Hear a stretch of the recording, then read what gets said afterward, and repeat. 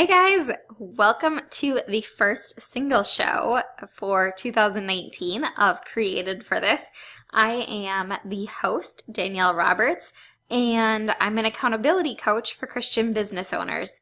So, how do you guys feel about 2019? Are you tired, overwhelmed, ready and raring to go? Are you super excited that it is the new year?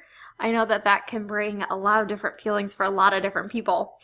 And today I want to talk about patterns of rest. I specifically have 5 patterns that are really, really good for us to get in the habit of as we go into the new year. And I think this is so vital as we're planning and preparing and just amping up and ready, excited for the new year. So let's dive in to 5 patterns of rest. And 5 patterns, I'm saying patterns, they can be rhythms, they can be things you plan for, patterns that you would like to see come to fruition. So seeing these appear multiple times within your lifestyle is going to be great for you having rest and for you really to feel like you're stepping back and taking a break from everything, right? You need to take a break just to allow yourself to rest.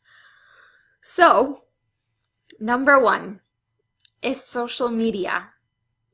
Now, I don't know about you, but I have this relationship with social media where I really, really like it because it allows me to stay in touch with everybody and I get to see just different things that people are doing. It gives me ideas and inspiration for moving forward in my business, and I get to talk to my friends. Usually that happens on Facebook Messenger, but I feel like on Facebook you can keep track of people a little bit. So I also know that social media is not great for our mental health. It's not a great way to spend your rest day or restful times. In numerous studies, they're seeing the link between depression and anxiety and obviously FOMO or fear of missing out in social media as people are consuming more and more social media. And so I think that when we take a break from that, it gives us a chance to refresh. It gives us a chance to tap into our own creativity that God has given us. And it gives us a chance to experience life. I follow somebody who had been doing a lot of stories on her Instagram the last year. And she actually said that she's going to be taking a break from doing so many stories so that she could show up in real life. Which, that's awesome, right? I fully appreciate her doing that and just giving herself a chance to be in real life and be present where she's at. So the way that I'm living this out in my own life is I am taking a 24-hour rest 1 day a week. Because I know as hard as it is, and there are many, many times that I'll open my phone and I'll just go to Instagram automatically. I don't like that. Automatically going for social media, whether you're bored, whether you need a break, whether you just feel like you are missing out on something. Or for me too, it's messages. If I'll start messaging people on there. That's why I like Facebook Messenger. Because it's a chance to have messages, but I don't have to open up Facebook to actually see that. So I am doing that 24-hour free session or free day a week, and it's something that I've been doing the last year. I have not been very good about it. I actually got really bad at breaking my own habit, or breaking my own pattern, and it doesn't make me happy because I know that I need that time to just refresh and go back to what's really me. So I encourage you to do that yourself. Maybe you can't do a full day at the beginning, but I think taking a break is so beneficial for us mentally, physically, and just giving us more presence of and being where we are at, instead of feeling like we need to take pictures or we need to record it or whatever. So that's social media. Work breaks. I really am trying to take more vacations this year, or at least take more breaks from work. I do this probably twice a year, or will be planning to do twice a year.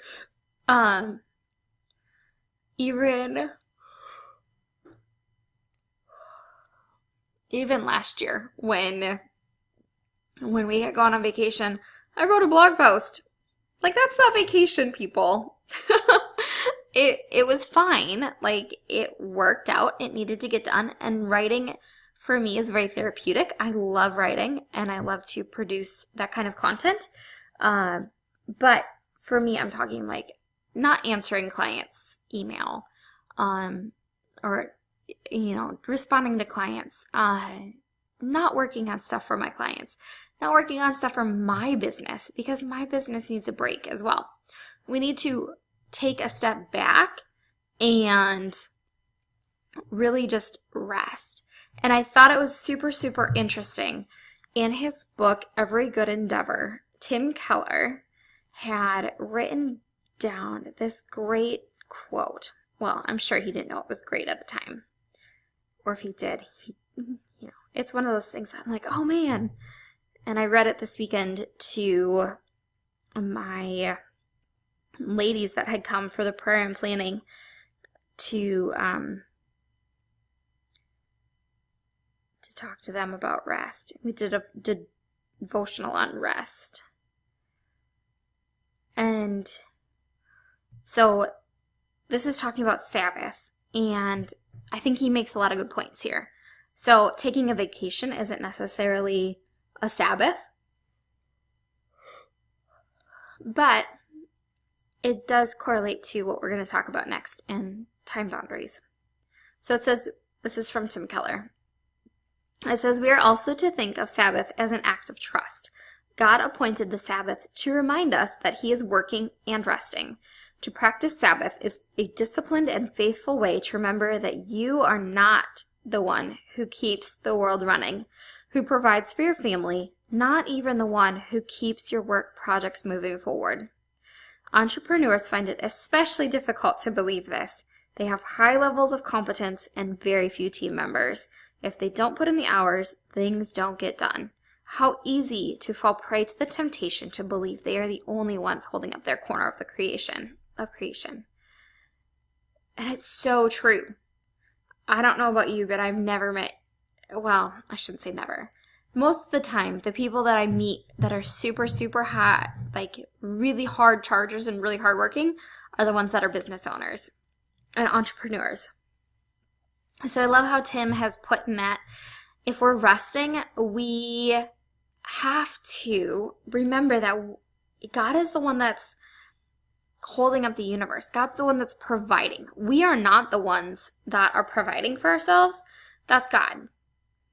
So when we take a break and take a vacation, it's okay. Things will get handled and things will take care of themselves. That's not to say that we shouldn't prepare for things. That's not to say we shouldn't have a plan in case we have to take a break. But I think it's so important that we do take a break. The next one, as I said, that I want to talk about is time boundaries. Now, I don't know about you, and I don't know where you are in business, and I don't know what your daycare situation is and all that other stuff, but I do know that the more you have boundaries, the longer in business you will last. The longer your ability to do what you want to do is going to last. Because when we are working all the time, when we have no boundaries, we get burnt out so quickly. And I am totally speaking from experience here, because I used to be the type of person that would wake up in the morning and I'd go to bed at night and I would be working on my business all hours. It didn't matter what I had going on. I would come home from a date and I'd pull out my computer and I'd start working again. There are seasons of business when, yes, you do have to work a lot. You do have to have times that you are in a season of push, but there are also boundaries that are so important for you to hold and maintain. Whether that's the boundary of no phones at the dinner table, whether that's the boundary of not answering client work at night, whether that's not working on your business at night, period. Not just client work or customer work, but your own work as well. There are times when you need to be working on something to get it out the next day, but don't make that a routine. And having strong boundaries is going to help you have longevity in business. Once I started implementing boundaries in my life, I started feeling a whole lot better, because it wasn't just me saying, oh, sorry, I'm not going to answer your email right now because I'm resting. It was me saying, I value myself and I value my family and I value my friends enough that I'm going to tell you no right now. Or I'm going to put up that autoresponder that says, hey, I'm going to have longer wait times for answering emails because it's summer, because I don't have the ability to get to this right now. And even if I had help answering my emails, if I had a virtual assistant or something answering my emails, I would still have the same autoresponder up, because I don't want my virtual assistant to think that she needs to be on top of her game and in my inbox every single hour. It's just not reliable, or it's just not sustainable is the word that I'm going for. And so to create those boundaries, think about really, really hard when you want to be working and when you don't want to be working. My friend Lila Higgins is down to like 2 or 3 hours, or 2 to 3 days a week that she's working. She's building her business. And they are kicking butt on those few days that she's working. And the other days she's got it outsourced so that she can just rest and she can hang out with her kids and she can homeschool. And I love that example of, this is my business, this is what I want to be doing, and this is when I want to be doing it. And so I myself have boundaries that I've put in place, and I also encourage you to put those boundaries in place so that you do have time for yourself. So you do have time to rest and take a break and just be with your family and your friends, because it's so important to do things outside of work. Okay? The next one, number 4, is self-care.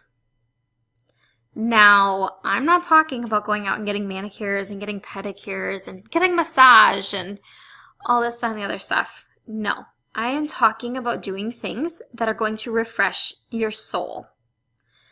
I'm talking about laughing heartily with friends. I'm talking about deep coffee talks and time with your spouse, time with your kids, time with your kids might not be self-care. I fully acknowledge that. I'm just thinking about like the laughter that happens when I'm with my kids, because sometimes all that I need is a break from my kids for self-care. But self-care, we really, really have to stop looking at it as getting a manicure and pedicure, or getting something where we're going in and we're investing half an hour of time into doing something. We have to reestablish what self-care is and what self-care is taking care of. We are taking care of ourselves. This kind of goes along with the next one. But we have to remember that we need to be refilled. We give out, especially those of us that are women, who are moms, who are friends, who care passionately and deeply for people, and who are more empathetic. We have to remember that we give out so much of ourselves that we need to be filled back up. And getting filled back up is not going to happen with a pedicure or manicure most of the time. It's going to be in those restorative relationships, in times with Jesus. It's going to be in taking time to have time to yourself so that you can focus on your feelings, focus on your emotions.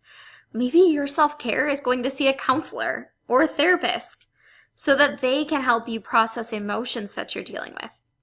Self-care has to be about more than spending money and spending time on something that's so momentary that it does not make a lasting impact. Yes, I love my nails to look good. And a massage would feel really, really awesome, especially since I've started working out again, trying to get my pre-baby body back. But honestly, guys, let's focus on self-care that really, really actually makes a difference.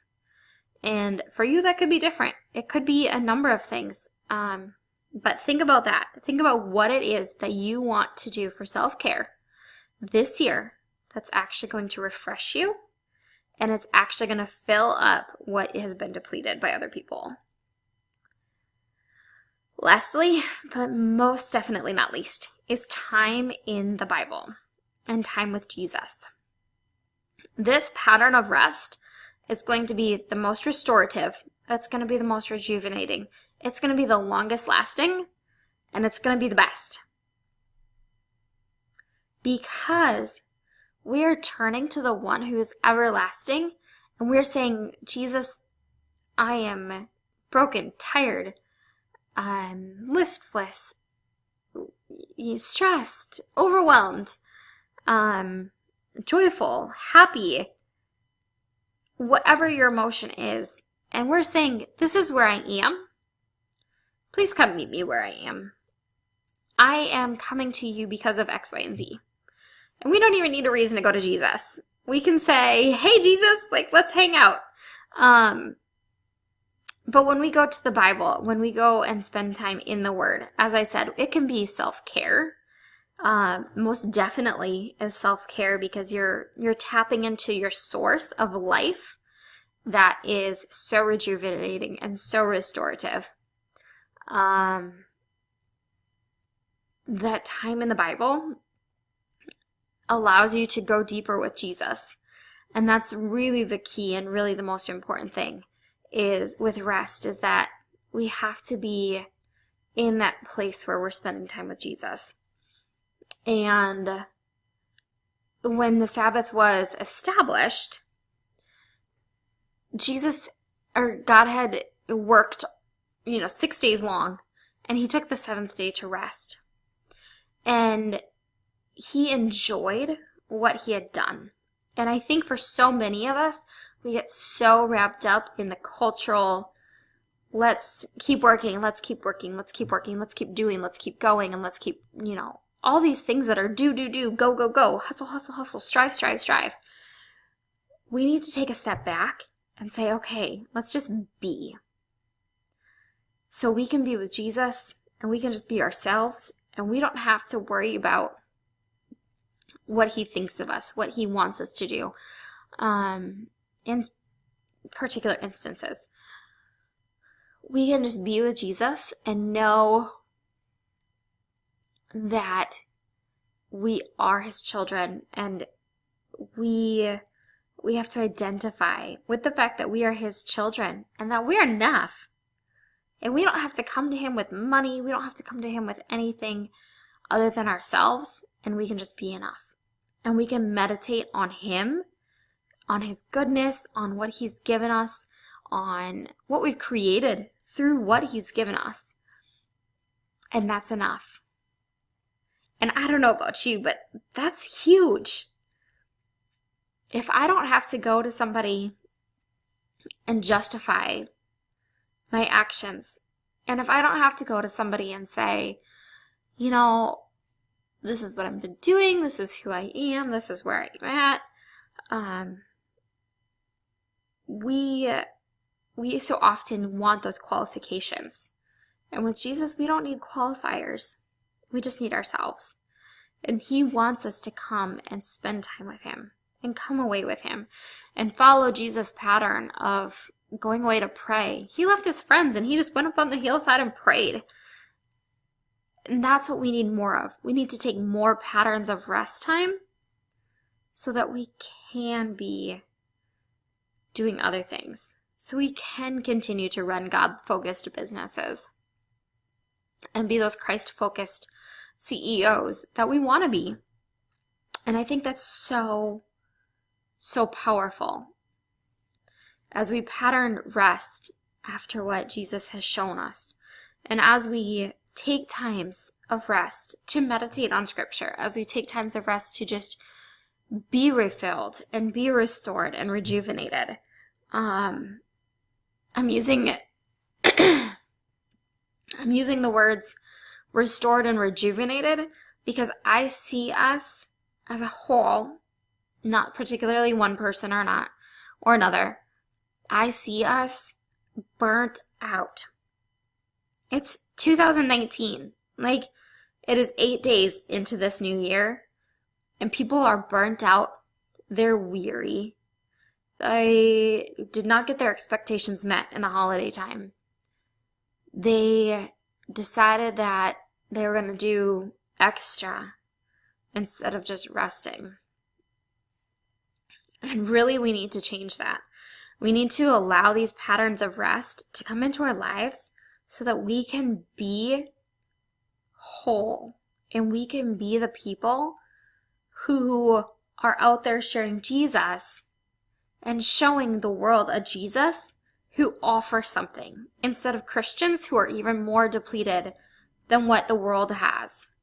We need to be different. We need to be that salt and light that goes into the world and tells others about our Jesus and about the one who makes us whole and gives hope, right? So those are my encouragement for you today. Take time. Think about this. Think through where in your life you're going to start these patterns. Whether social media breaks become a part of your week, whether a daily rest time becomes part of your week, or you have time off at night to enjoy with your family or your friends or yourself if you're an introvert and you don't like people.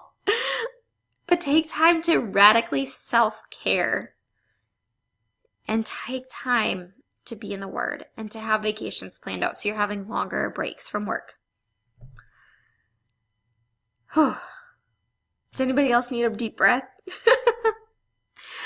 So take that time and allow yourself to enjoy it. Allow yourself to rest and trust God that He's got it all worked out for you because He's providing even in the rest, which is a whole nother episode and a whole nother promise. But dig into Exodus 16. God provides in the rest. That's all for me this week. I want you guys to go take some time and really think about that and then put it on your planner. Put it in your planner. Build in lunch breaks so that you take a step away from your computer and you focus on taking care of yourself. I'll talk to you guys later.